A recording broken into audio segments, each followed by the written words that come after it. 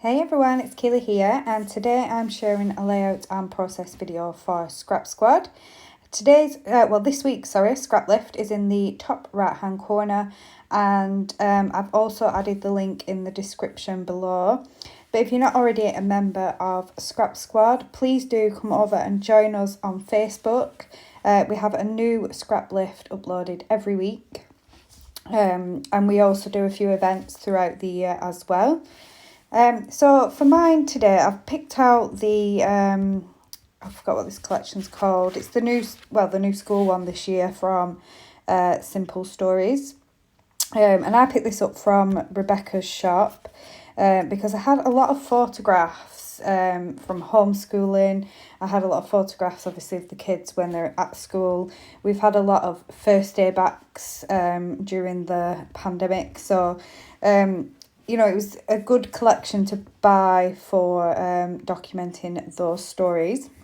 Now, the photograph I'm scrapping today isn't like a photo of people. It's not a photo of my kids or anything. It's actually a screenshot of some work TJ did. He wrote a poem during the pandemic. It was during the first lockdown. We was homeschooling, and we were sending all the work into school that they were doing, and TJ's poem got featured on the school website, and we were so proud of him because TJ really struggled with the whole homeschooling thing. It took a lot for him to kind of get into that routine of homeschooling and kind of, concentrating on the things that he needed to do. Obviously at home there's a lot more distractions than there is at school. So I screenshot this and printed it out because I just thought, I had to document this. And it's a poem he wrote about our dog as well. So it's something that I really wanted to have in my album.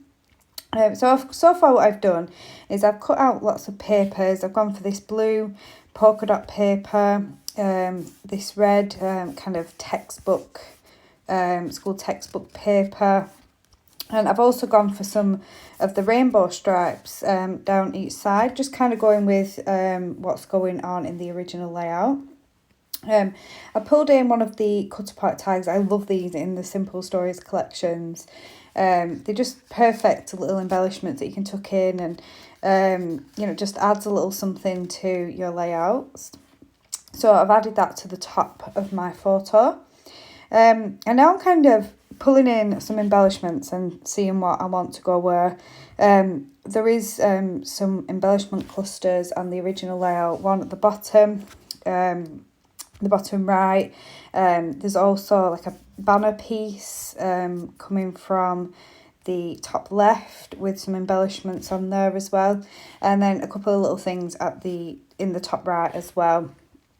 So I'm kind of trying to try and mimic the original layout in that way, putting my clusters where their clusters are. But at the moment it's just trying things, seeing what I think works. I have got the little books at the bottom, which I thought was perfect because this was part of his English lesson. I've pulled in a word sticker that says "Smart is the new cool." I'm also having a look at some of the stick-on brads as well. I love these. I definitely prefer the stick-on ones to the ones that you've got to poke holes in your page. I've also got this die cut, which has kind of got like a graph pattern on it, and I've tucked that in to mimic the banner on the original layout.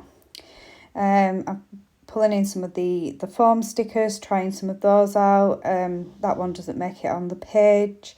I love this little smiley face brad. That does make it on the layout, but it gets moved around again yet.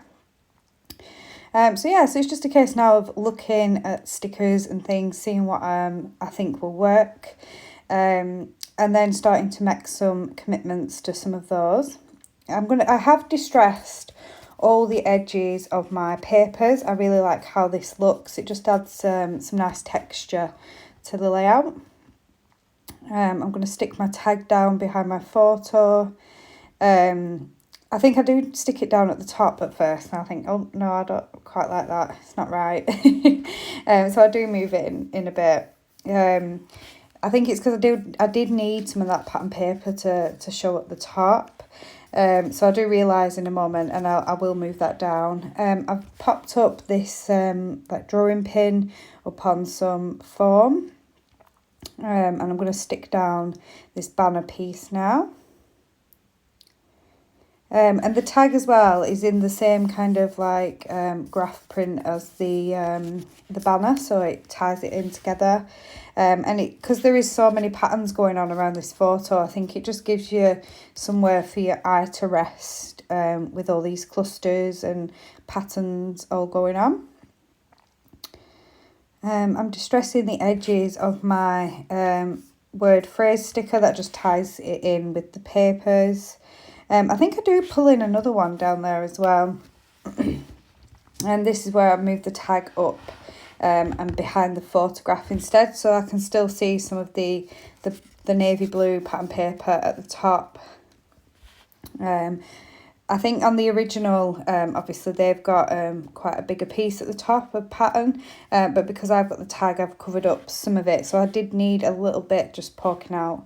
I've added some twine to my tag, and this is just from my stash. Now, I did go off camera for a little while. I felt like there was something missing on this layout. I knew I needed to do my title still, which is what I'm working on now. But I don't know whether it's because my layout isn't square. So, you know, it's more of a vertical, you know, piece of paper, cardstock, sorry. So I just felt like it wasn't balanced. So off camera, I did add a border using some navy cardstock from my stash.